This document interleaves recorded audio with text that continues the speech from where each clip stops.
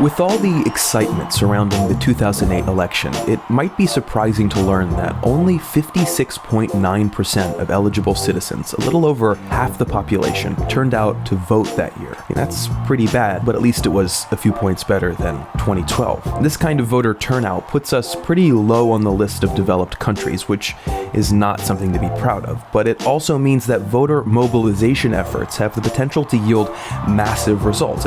For example, Romney only lost to Obama by 5 million votes last time. It's a pretty small number compared to the 112 million still up for grabs.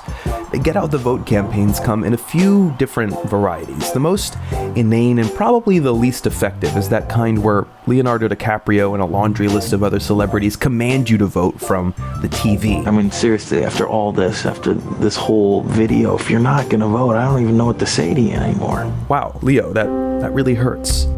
Even self-aware and comedic campaigns in this vein, like the one Joss Whedon made earlier this year, likely don't move the needle all that much because they rely on old-fashioned techniques, namely a handful of righteous messages that include things like, it's your responsibility to vote, or your voice won't be heard otherwise, or it's a historic and or really, really close election. Now, while these are all really good reasons to vote, they all operate under the assumption of a behavioral theory called rational self-interest. For decades and decades, people assumed that if social norms about voting were heavily reinforced, like they are in those ads, then people would just comply to satisfy their sense of civic duty.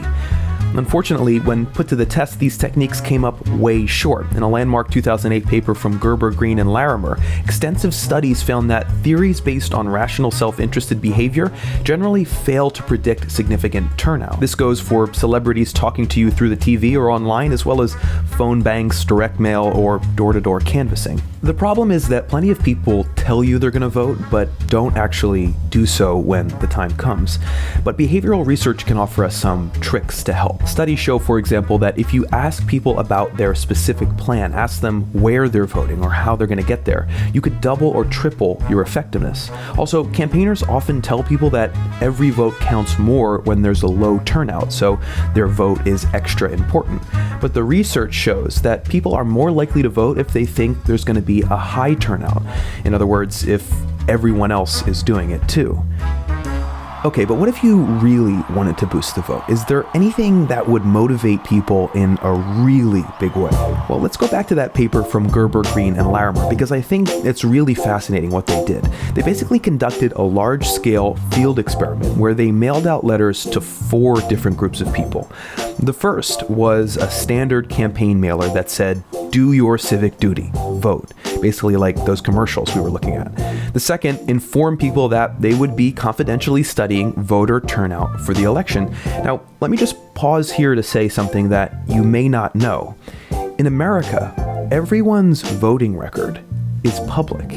Now, don't freak out because you can't find out who people voted for, only if they voted or not. In fact, in the third mailer, the researchers did just that. They mailed people their own voting record from the past 2 elections. Looks like Robert Wayne wasn't able to make it out there in 2004. And the fourth mailer, and this is where it gets really interesting, takes it one step further. Not only did they send out people's voting records, but they also included the voting records of their neighbors so that everyone could see who voted and who didn't. Now, while the turnout of the first group, the group who got the regular mailer, raised 1.8 percentage points, turnout in the last group increased by 8.1 percentage points, which is a huge increase. And it makes sense. I wouldn't want to be the only one on my block who didn't vote. Now, I'm not saying this is the right thing to do. It's probably not. But imagine if Facebook told you that it was instituting a flare on your avatar after the election based on the public record that simply said voted. Something that you didn't have to put up if you didn't want to, but couldn't put up if you didn't vote. Or imagine if it just put a big didn't vote after someone's name. I bet you'd see a pretty significant increase in voting across the board. Now, I realize that shaming people is probably not the best motivator, and researchers found that this method did receive a fair amount of backlash. But it is interesting to think about. Voter participation is something that concerns all of us because only about half of Americans vote every 4 years, and far fewer at local elections in between. I mean, just imagine if the over 100 million people who don't vote could be motivated to do so. The political landscape that everyone seems to be so tired of could be totally transformed. But, don't take it from me. I mean, seriously, after all this, after this whole video, if you're not gonna vote, I don't even know what to say to you anymore. There is a new Nerd Writer video every Wednesday, so if you click that box right there, you know what, forget about it. Can you see this? This is Florence, Italy, and it's the most beautiful thing I've ever seen. I'm here with my parents for a day. I'm sorry the videos have been late. There's just been so much here in Italy. It's been so amazing. Anyway, I have to thank Squarespace for sponsoring this video. They make sleek, intuitive websites. You sign up for a year, you get a free domain name at squarespace.com, and if you use the offer code NERDWRITER, you can get 10% off your first... I'll make a Squarespace website, but look at this! YUKI, Amazing.